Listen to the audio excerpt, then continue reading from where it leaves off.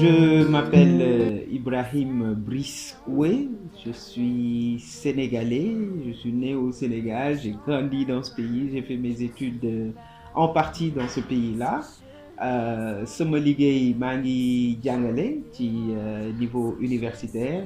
di jàngale management di jàngale aussi géopolitique africaine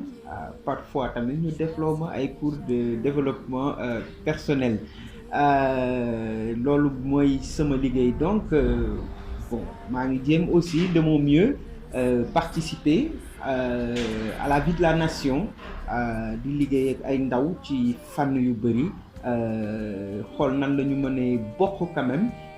ci ëllëgu réew mi voilà.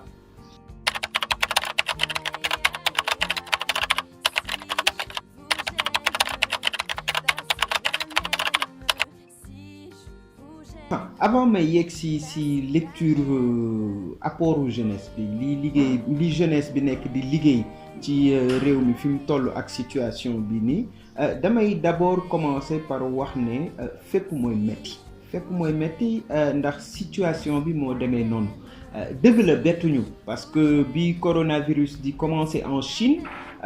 information yi yëpp leeroon na que lu nar a tas ci àdduna la OMS teel na quitté la notion d'épidémie dem ci pandémie nag soo ko déggee mooy lu nar a laal réew yu bëri su fekkee du laal àdduna si yëpp donc situation la boo xamante ne si sur le plan sanitaire dafay métti sur le plan économique aussi dafay métti te suy métti du am ci benn catégorie rek bu muy yem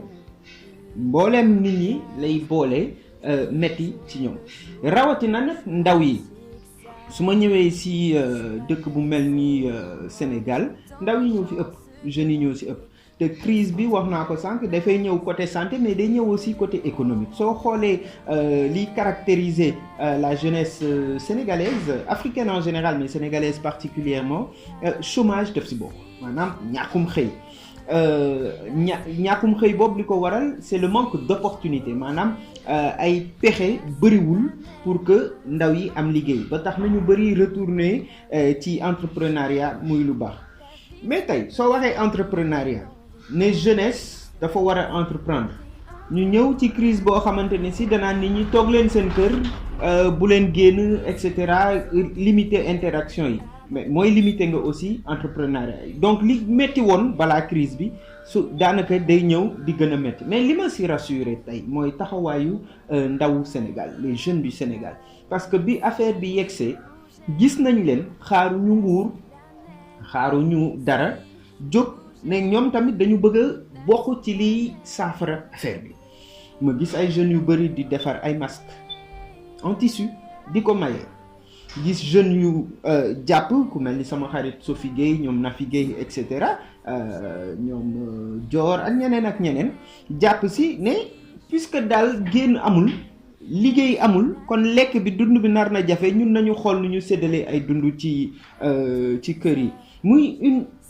posture extrêmement responsable mais extrêmement sociale de la jeunesse sénégalaise que je salue fortement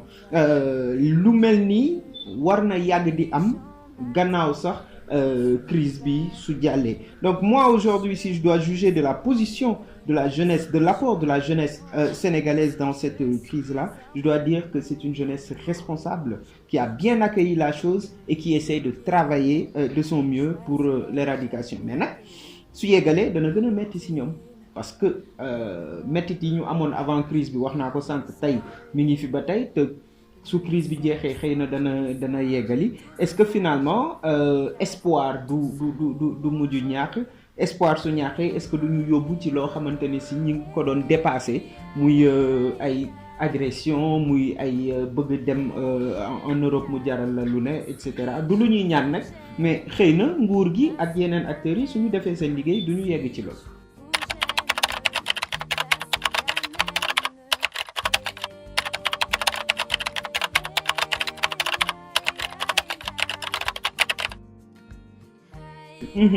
L'adaptation forcément mooy nekk première partie loolu mënuñu ci dara parce que su mbir amee balaa ngay xool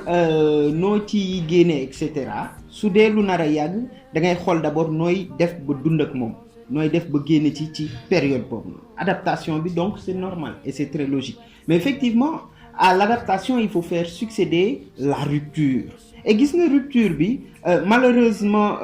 c'est avec cette crise la nekk opportunité pour mu am mais lu waroon am bu yàgg la tey la jeunesse africaine la jeunesse sénégalaise ne doit pas être attentiste avant même problème bi ni on devait cesser d'être attentiste on devait cesser d'être éloigné de la réalité sociale sociétale politique de nos États su fekkee dañu la naan non ndaw nga mënoo politique mënoo dugg ci langue politique bi mais non ndaw moo war a jiite réew mi parce que nous sommes par exemple 65% de cette population donc sooy seet ñun ñoo ëpp ci population bi mais minorité bi donc moo nekk di ñu diriger ah non il faut qu'une rupture se fasse à ce niveau-là ñu dem ci entreprise yi yenn at yi soo ko amee duñu la mettre à des postes de responsabilité et cetera du yoon parce que ndaw mooy am kàttan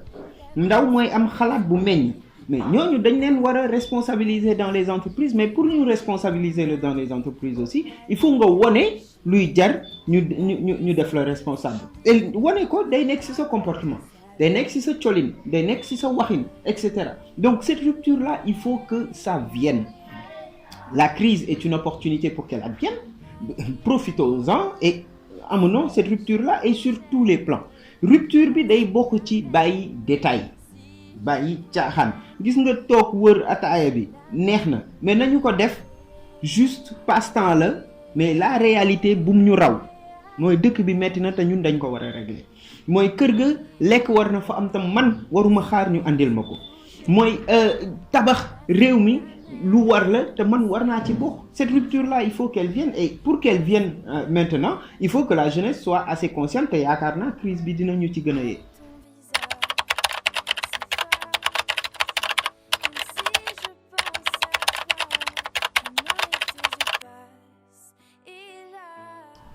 l'environnement n'est jamais favorable l'environnement n'est jamais favorable am na ku doon ne c'est toujours difficile jusqu'à ce qu'on le fasse mettit moom day chaque fois loo defagul moom day metti ci yow bis boo ko defee xam ni nit amul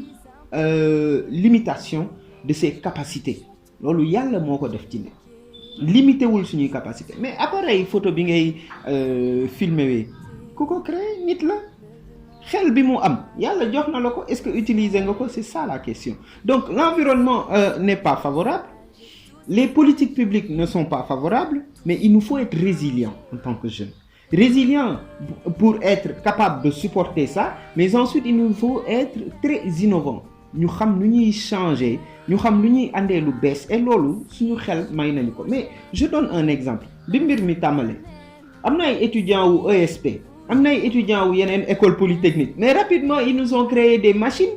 ay pour lave-mains am na ñu créé sax robot bu yóbbu dund ci néegu maladie mais loolu yàgg na fi xam-xam boobu yàgg na fi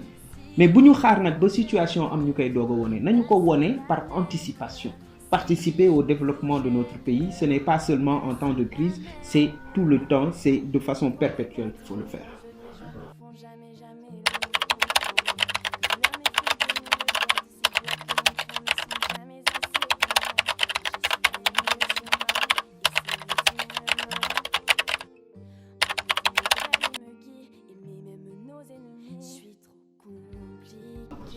am na est-ce que ñu ngi koy def non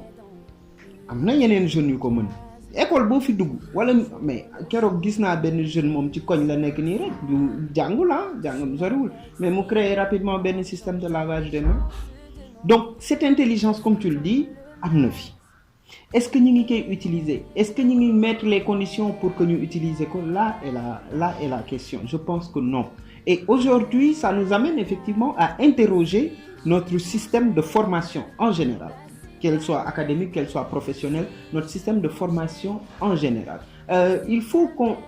oriente un peu plus l'orientation, la formation, autant pour moi, vers la réalité. Et la réalité, c'est le poids entre les besoins et la réponse à ces besoins-là. Le problème du Sénégal, les problèmes du Sénégal sont connus.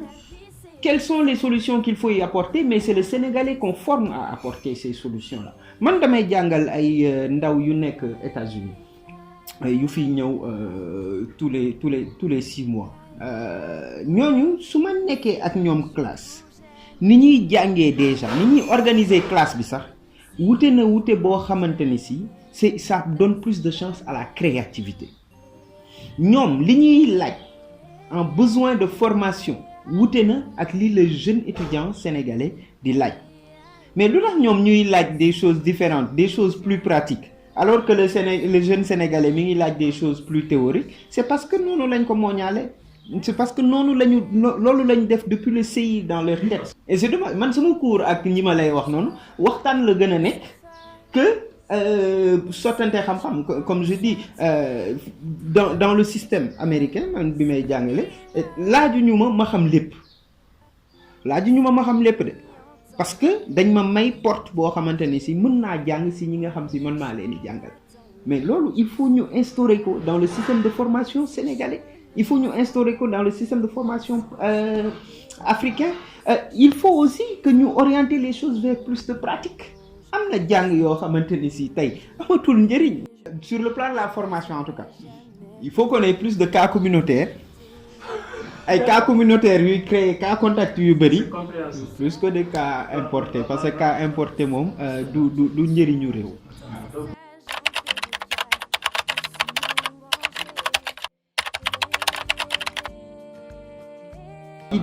jànguñu jàngalewuñu malheureusement dama am beneen école bu may jàngale fii nii au Sénégal mais ñooñu ci système sénégalais bi cours management la fay mais ce sont des gens qui sont capables de te réciter tout le cours de management mais quand tu les mets dans des parce que j'insiste man ci samay cours mu am des moments de pratique ma jox la cas pratique ne la tey yow yaay directeur marketing entreprise bii nii voilà tel problème telle situation nu ñu koy résoudre mais gis nga bis boo leen tegee ci situation yooyu noonu ils sont perdus et ki ma lay wax mën na la réciter yow li nga ko jàngal mën na la ko réciter du début à la fin mais malheureusement et c'est dommage mais parce que tey su ma lay jàngal management mën naa la jox théorie Taylor Fayol Mintzberg ñépp nga enregistrer ci sa bopp mais soo xamul théorie boobu noonu naka nga koy utiliser ban njëriñ la am amul njëriñ donc il faut qu'on revoie carrément tout le système de formation, qu'on l'oriente un peu plus vers la pratique mais une pratique adaptée à nos réalités damay koy wax souvent on n'a pas encore de système éducatif et c'est très dommage on n'a pas encore un vrai système de formation et c'est dommage mais ça va pourquoi ñu jël maçon boo xamante ne si nii la nii rek après da ngay gis retombées yu baaxul ci kër gi mais maçon boobu jël ko former ko parce que maçonnerie dafa am règle bu muy suivre mu xam ko dafa am kan la war a topp ci ay ndigal pour bien faire la maison plombier bi dafa am règle yu mu war a topp mais jël ko nga former ko il faut qu'on ait des écoles qui forment des gens comme ça et qu'on puisse avoir de vraies entreprises dans ce domaine-là c'est ça c'est ça le vrai challenge le vrai défi pour moi.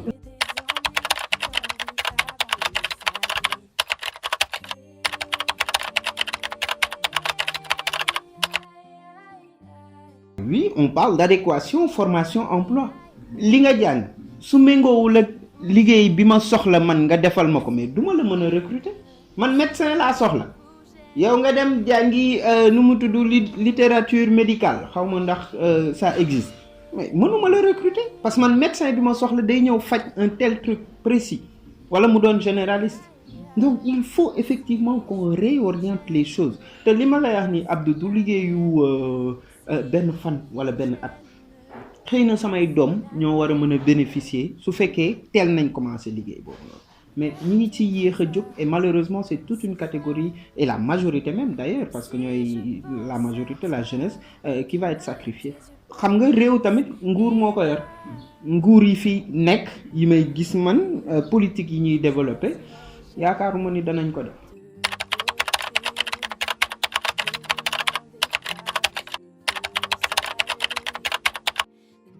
la 40% soo ko jëlee salaire lay fay 40% yooyu majorité bi salaire lay fay soo jëlee salaire boole ci détournement parce que détournement toujours day am partie ci budget dans nos états malheureusement li ci des bëreetul donc même pas pour investir pour construire de bons bâtiments même pas pour investir assez pour donner assez de tey ñaata école ñoo fi am salle scientifique bu am tout le matériel bëreetul man maa ngi jàngee Louga école bi ma nekkoon ñun dañoo amoon salle bu ñu doon defee cours sciences yi mais dañ fa doon fekk matériel yooyu yëpp tey est-ce que loolu mi ngi am ba tey est-ce qu'on construit assez d'écoles pendant qu'on a que des abris provisoires on est en train de privatiser l'enseignement bon ou mauvais là n'est pas la question mais est-ce que dans le privé il y a la qualité qu'il faut man bi may jàngee Louga soo newee privé ngay jàngee nulaar lañ lay jàppe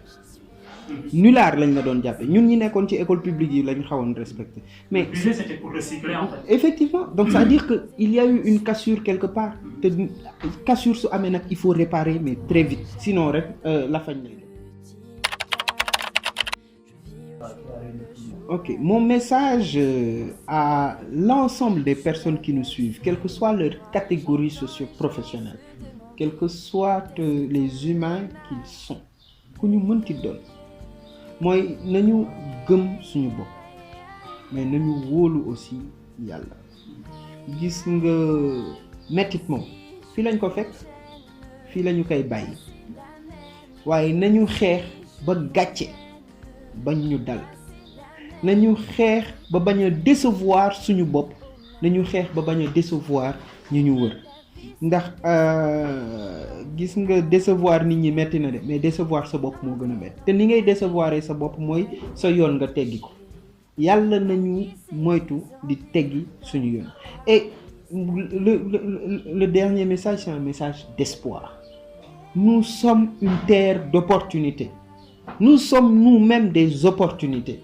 Allons saisir ces opportunités-là. Allons les chercher. Lançons-nous en politique, lançons-nous dans l'entrepreneuriat, lançons-nous dans les mouvements associatifs, mais décidons pleinement et fermement de changer les choses. Parce que nous en avons le potentiel, nous en avons les capacités. Il suffit simplement que nous y mettions te bàyyi de côté lépp loo xamante ne si daf ñuy tardeel bu ñu iñaane kenn bu ñu soxore kenn lu waaye am nañu ko yéene waaye ñun tamit nañu liggéey ba amal suñu bopp. Di la remercier Abdou di remercier waa R3E di jégalu ci bépp njuumte bu am ci interview bi di sant yàlla ci lépp loo xamante ne si jot na baax jërëjëf.